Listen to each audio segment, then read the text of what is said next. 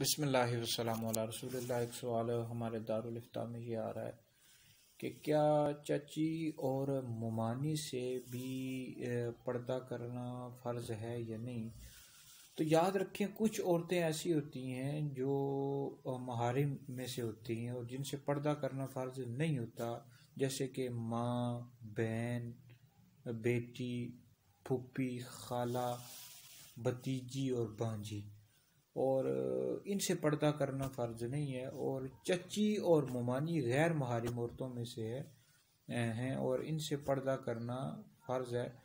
اور اسی طرح چچی کی بیٹیاں ہو گئیں، ماموں کی بیٹیاں ہو گئی، اسی طرح پھوپھی کی بیٹیاں ہو گئی، ان سے بھی پردہ کرنا ضروری ہے۔